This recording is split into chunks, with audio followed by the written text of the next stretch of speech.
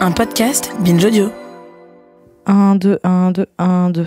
Papy, tu peux me montrer les horloges, me dire pourquoi elles ne marchent pas? Alors, je la mets en route. Mais moi j'entends le tic-tac là derrière. Tu l'entends là? Et il est régulier? Mon grand-père a une petite collection de pendules anciennes. Elles sont toutes complètement déréglées. Regarde, mets le casque. Tu l'entends là? Non, je n'entends pas. Attends, je vais te le mettre plus fort. Là, c'est le maximum. Tu l'entends? Mais c'est pas bon, il est pas bon. Non, il est pas bon. Attends. Mets-le. Ces horloges m'empêchaient de dormir quand j'étais petite. Leur tic-tac me dérangeait et elles sonnaient toutes les heures, voire tous les quarts d'heure.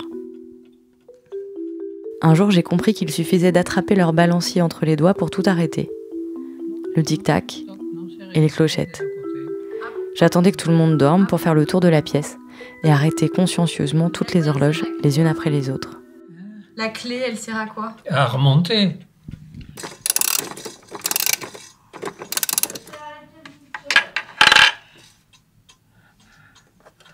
Quand il est remonté comme ça, il y en a pour 8 jours. Et toute ta vie, t'as remonté tes pendules? Ben oui. Pourquoi? Et pour avoir l'heure. J'adore le tic-tac. Pourquoi? Parce que ça rythme le temps. Tic-tac, tic-tac. On avait une grosse horloge, comment on appelle, comptoise. J'adorais ça. Ding, ding, ding. C'était formidable. On nous l'a volé. On matérialise le temps. On y pense. C'est un repérage immédiat. On sait où on est. Si on ne sait pas quelle heure il est, on est un peu perdu. Surtout quand on a un grand âge comme le mien, et qu'on se dit que sur une échelle qui fait 1 mètre, on est déjà à 92 cm, et que le mètre, il rapproche sérieusement à tout instant. Oui. Hein. C'est celle-là, hein? Oui, tu la mets où? 1 minute avant 3h. Ah non, tu peux pas revenir en arrière. Ah! Mon grand-père ne s'est jamais fâché de ma manie d'arrêter ses pendules. C'est faible. T'as plus le casque sur les oreilles, c'est pour ça. Hein? Tu n'as plus le casque sur les oreilles. Mais maintenant que je le vois, les ajuster au millimètre près pour que le balancier soit bien équilibré. Tac, tac, tac, tac, tac, tac. Je me dis que j'ai dû lui en faire perdre du temps, à vouloir à tout prix arrêter les secondes de défilé.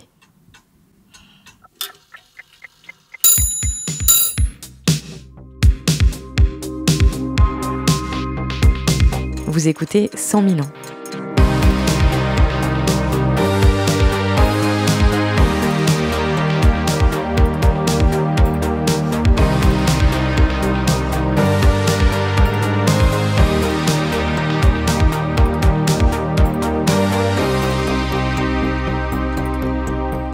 Dans ce 2e chapitre, on va comprendre à quoi sert la mesure de plus en plus précise du temps. On dira bonjour à Albert Einstein et on frôlera la catastrophe.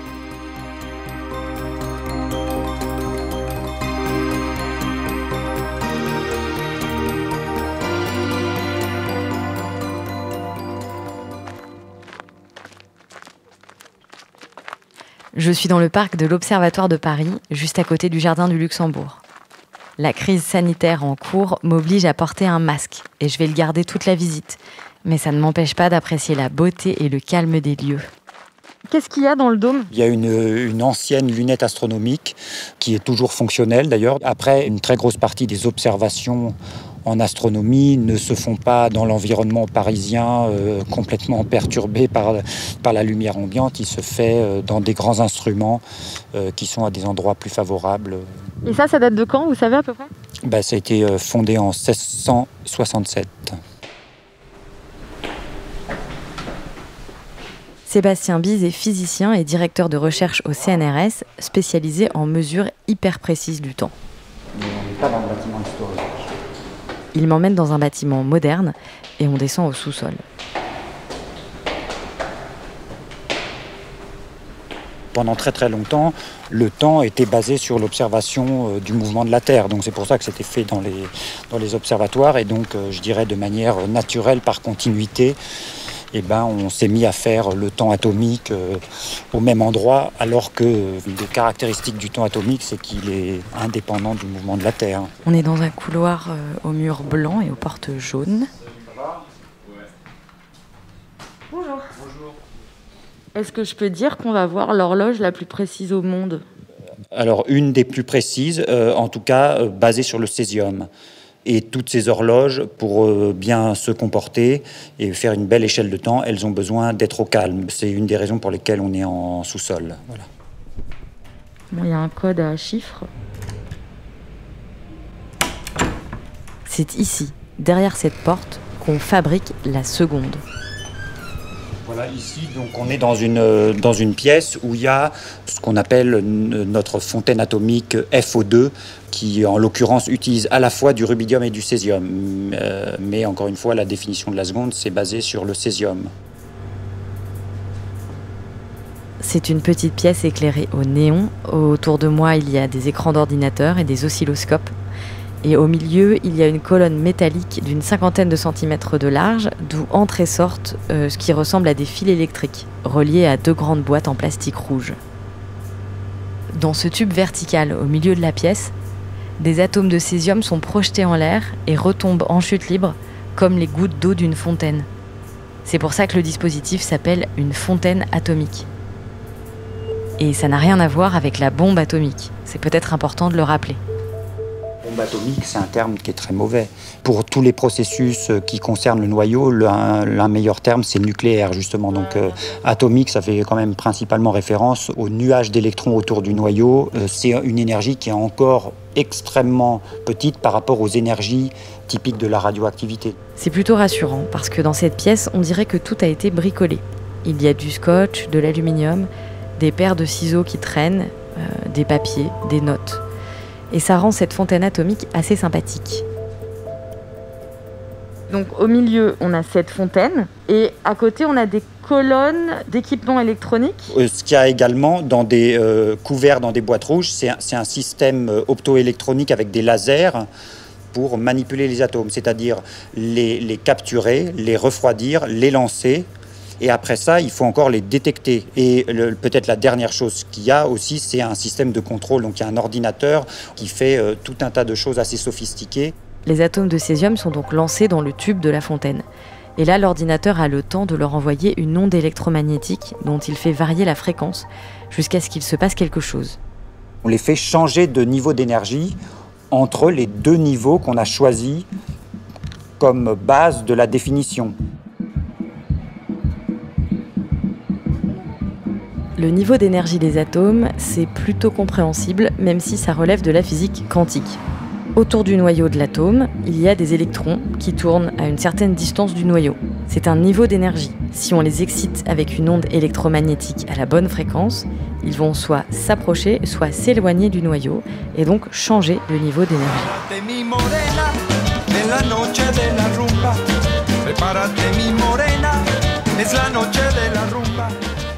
Quel rythme vous donne naturellement envie de vibrer, vous ? Le tango, par exemple, me laisse de glace. Le jazz aussi. Mais si on me fait entendre de la rumba, c'est presque automatique. Je me mets à danser. Et les atomes de césium sont un peu pareils. Disons que dans le tube de métal de la fontaine atomique, il y a une grande soirée à laquelle participent des atomes de césium en chute libre. Le DJ, c'est l'onde électromagnétique contrôlée par l'ordinateur.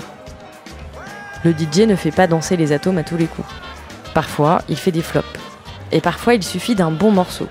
Une bonne petite rumba. Et hop, tous les atomes de césium se déhanchent sur la piste. Quand ça arrive, on dit que tous les atomes de césium changent de niveau d'énergie.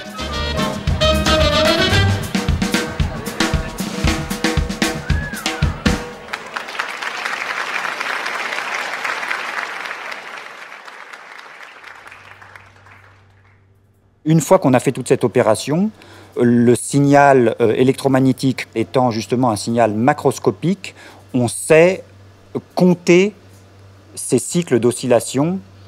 Et donc, quand on en compte 9 192 631 770 cycles, par définition, on a réalisé une seconde.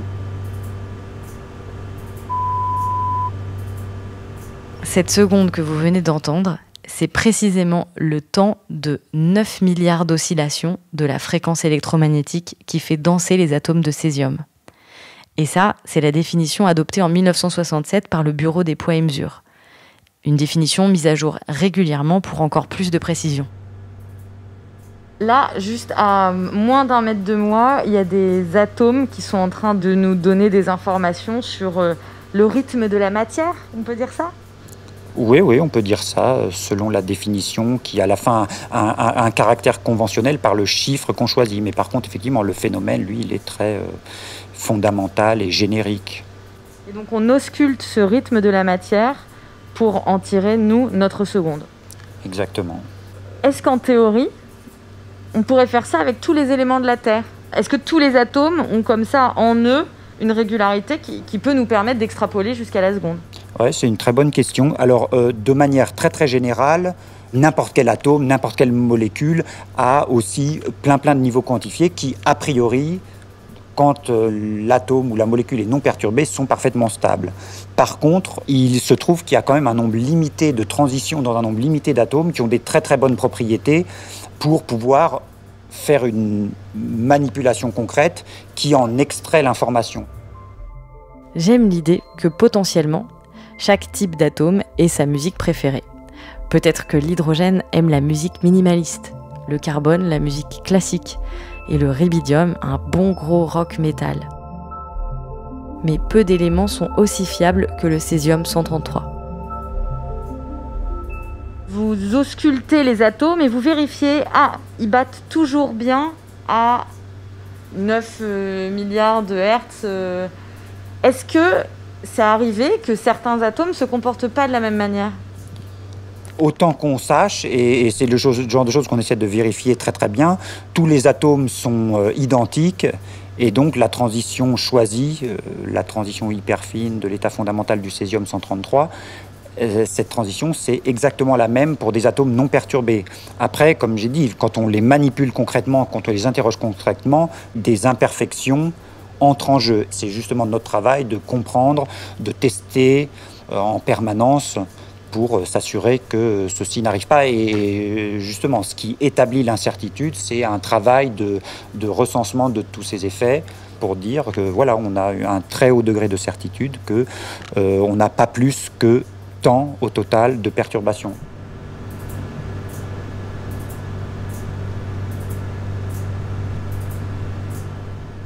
Ça, c'est le bruit des obturateurs devant les faisceaux laser qui lancent les atomes.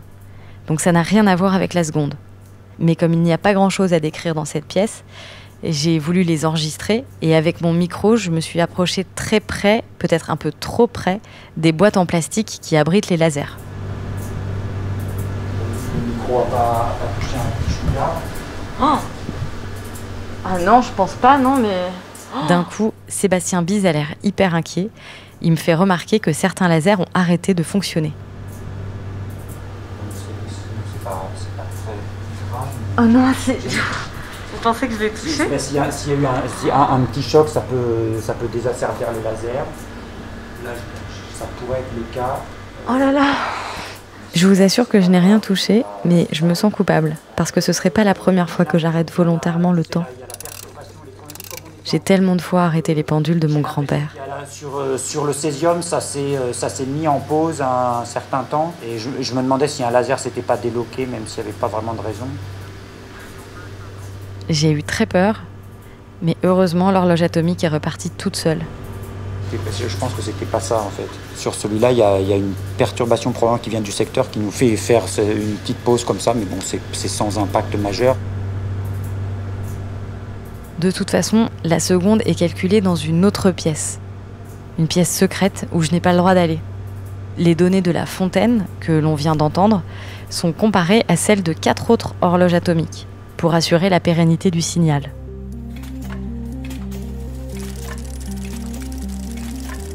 J'imagine cet endroit comme une usine du temps, d'où sortent avec une régularité sans égale des secondes bien calibrées, bien mesurées. Et les unes à la suite des autres, ces secondes nous donnent l'heure qu'il est. Cette heure, je peux l'admirer sur des grands chiffres rouges, derrière une vitre. Là, on va voir qui défile l'affichage, voilà, UTC-OP, comme Observatoire de Paris. Donc c'est la réalisation locale. Et là, c'est là que se produisent les processus qui comptent. Une fois qu'on a réalisé le temps, Déjà, j'adore qu'on a réalisé le temps. Voilà, une fois qu'on l'a réalisé, on a un signal physique qui est en nos murs, mais ce qui est très utile, c'est de le comparer et de le mettre à disposition par divers moyens. Le temps calculé ici est un des plus précis au monde, avec une marge d'erreur de 10 puissance moins 16. 10-16, c'est à peu près 100 secondes sur l'âge de l'univers comme erreur. Bon, pas mal. Belle performance. Oui. En fait, oui, je trouve que c'est assez impressionnant qu'on arrive à finalement contrôler une quantité à ce niveau-là. Et la nouvelle génération dont j'ai parlé, peut-être qui servira de base à une nouvelle définition de la seconde, on a un degré de contrôle qui est encore 100 fois meilleur, en fait. Donc, 1 seconde sur l'âge de l'univers. Voilà. Donc, potentiellement, on peut encore améliorer beaucoup. Je me demande sincèrement à quoi ça sert, cette précision du temps. J'ai rendez-vous dans un stade parisien avec Daphné Biboum, une femme qui s'accroche au centième de seconde près, voire au millième quand il y a égalité. Elle est sprinteuse. Mais aujourd'hui, elle n'a pas dû courir assez vite. Désolée pour le retard. J'ai perdu mon passe Navigo, j'ai cherché partout. Est-ce que ça arrive souvent à une sprinteuse d'arriver en retard? Pour moi, oui. Pourquoi? Parce qu'on pense qu'on peut faire un sprint tout le temps? Je pense, oui. On peut se dire qu'en vrai, en marchant suffisamment vite ou en courant suffisamment vite, on va rétrécir la durée de temps divisé par 2. Mais c'est pas le cas. Le chrono, notre temps en sprint, c'est un peu notre carte d'identité. C'est-à-dire que quand on va interagir avec d'autres athlètes, c'est un peu bête, mais c'est un peu comme un classement. C'est-à-dire qu'on va se dire cette personne a fait ci, cette personne a fait ça. Et peu importe son physique, hein, cette personne, juste on va se dire bon, cette personne-ci, elle vaut ci, ça. Et en fait, on vit un peu que pour ce chrono, un peu. Là, mon record, c'est 12 secondes 20 en 100 mètres. Mon objectif, c'est d'être en dessous des 12 secondes. Et en 200 mètres, ce serait d'être en dessous de 24 secondes 50. Le temps, c'est tout. Quand on fait un échauffement, on dit, allez, 5 minutes d'échauffement, 10 minutes d'échauffement, on se chronomètre, combien de temps on fait pour courir ci. Ou même, j'aime bien chronométrer un peu tout et n'importe quoi. Le temps que je mets pour aller à mon job ou pour aller à l'école. Enfin, tout, en fait, je chronomètre tout.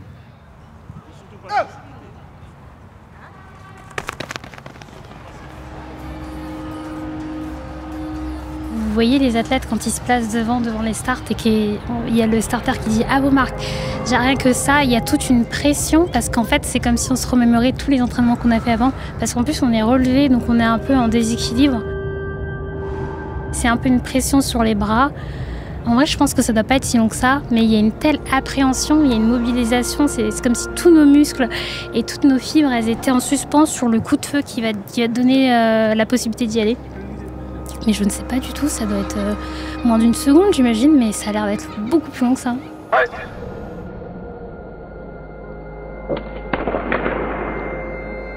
J'ai du mal à voir ce qui se passe. Moi, j'entends beaucoup d'air, beaucoup de vent. Ça fait je vois juste, je vois rien du tout à part juste l'arrivée. Et à côté de moi, je vois les autres filles qui courent à côté de moi et ça va très très très vite. Et en fait, au début, c'est comme si on devait pousser une voiture. Quand on pousse une voiture, on mobilise beaucoup d'énergie. On n'avance pas beaucoup, mais petit à petit, donc ça va être des petits pas, et petit à petit, on pousse. Et je dirais que ce serait vers les 50, 60, 70 mètres où on est à fond la caisse. Et à la fin, en fait, on est en survitesse. Et comme je vous l'ai dit, en fait, ça dépense beaucoup d'énergie. Il y a un truc, je pense, d'anaérobie, des trucs comme ça, qui fait qu'en fait, on est en hypoxie, où je pense que les muscles, ils ont plus suffisamment ce qui fait qu'on peut plus avancer, on peut plus accélérer. Par contre, on essaye de conserver la vitesse.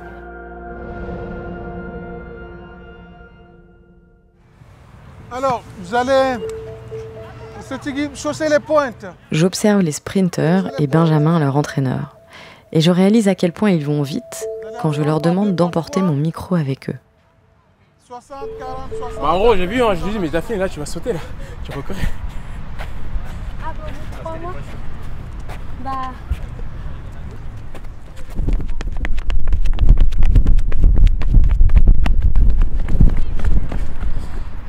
Quand on est dans la course, je me disais, en fait, on entend du vent, ils vont tellement vite. C'est quoi leur vitesse, le pointe de vitesse qu'ils font? Ben, à ce niveau-là, ils sont encore à 8-9 mètres par seconde. Les meilleurs mondiaux sont à 10-11 mètres par seconde parfois. Donc c'est énorme. Et vous leur donnez leur temps à chaque fois ou pas? Non, ce genre de travail, on travaille techniquement, je ne prends pas de chrono. Mais vous l'avez quand même dans la poche. Toujours. Pourquoi? Ça reste un instrument de travail, il reste toujours dans mon sac à dos, il est toujours là. C'est l'outil de l'entraîneur, ça, surtout des sprints. Hein. Parce que nous, les secondes, les millièmes, c'est très très important.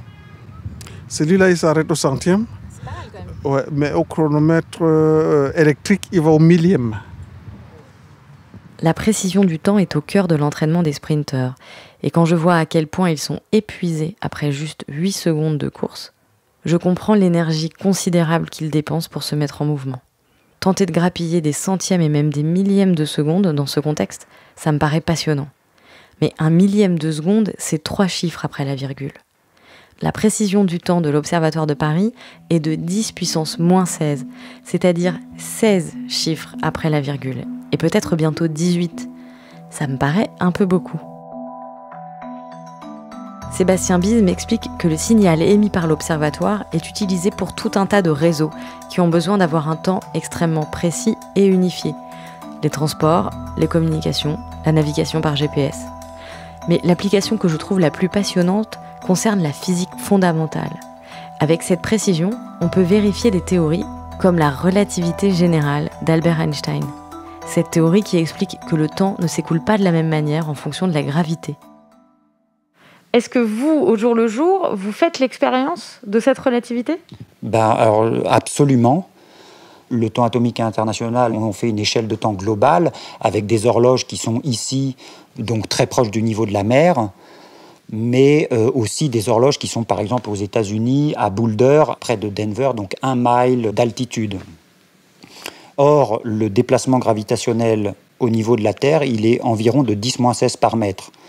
Donc ça veut dire que 1000 mètres, ça fait 10-13. Et évidemment, il y a encore plus grand, environ 10-10, entre le sol et un satellite. Donc, la relativité générale, c'est quelque chose qu'on observe extrêmement bien parce que les horloges sont très précises et on arrive à très bien l'observer. Par exemple, il faut le prendre en compte de manière très très détaillée. Donc autrement dit, c'est bien sûr quelque chose d'assez fascinant et qui continue à faire l'objet d'observations à des fins de recherche et de tests, mais c'est aussi quelque chose qui a un effet gros et donc qu'il faut aussi prendre en compte de manière très très profonde dans l'ingénierie du système. Donc oui, on peut dire finalement on travaille, on observe et on a besoin de se préoccuper de cet effet en permanence, oui.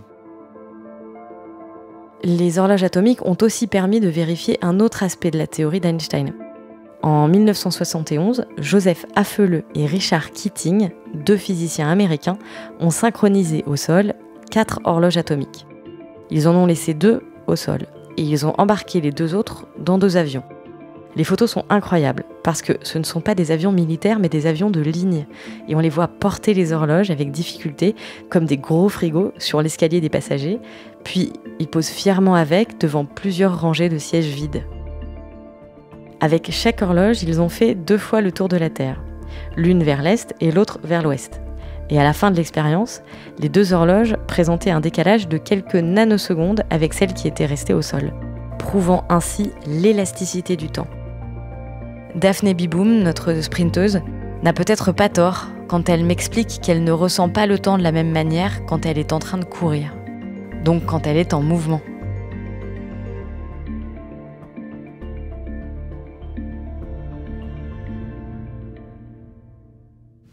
Vous avez une horloge atomique au bras ou pas ? Non. Ça existe des montres atomiques ? Alors oui, ça c'est une question intéressante parce que entre l'horloge extrêmement performante qu'on a vue, qui est clairement un dispositif stationnaire, et tout un tas de besoins, il y a toute une gradation d'horloges atomiques. Donc dans les satellites de radionavigation, il y a des horloges atomiques, mais qui sont évidemment beaucoup plus petites et du coup moins performantes. Et effectivement, il existe des horloges atomiques qui sont d'une taille telle que oui, on peut la mettre au poignet. C'est juste assez cher. Mais C'est combien? je sais pas, je crois que c'est plusieurs dizaines de milliers d'euros. Je ne connais encore personne qui porte son horloge atomique au poignet. Mais plus Sébastien Bise m'explique les applications de l'échelle du temps, plus je comprends qu'en fait, je bénéficie quotidiennement de la précision de ces horloges. L'heure qui s'affiche sur mon portable est indexée sur ce temps, et ça signifie que derrière ces chiffres, quelque part dans une cave à Paris, il y a des atomes de césium qui entrent en mouvement et se mettent à danser une rumba au tempo de 9 GHz. Et ce temps-là, même si je voulais essayer, je pourrais pas l'arrêter en attrapant un balancier entre mes doigts. Dans le chapitre 3 de 100 000 ans, on verra que toute la matière ne se comporte pas de façon aussi stable. Vous vous rendez compte, une quantité d'énergie qui se produit spontanément. Certains atomes sont actifs et se comportent naturellement comme des chronomètres. Je vais vous montrer quelques objets, puis on va faire quelques mesures pour que vous voyez un petit peu. Ne vous irradiez pas pour moi. C'est vous ça? Quoi? Oui, c'est moi. Ah, vous êtes trop mignonne! Avec Marie Curie, là d'ailleurs. Bon, bah on est là, on est maintenant, allons-y.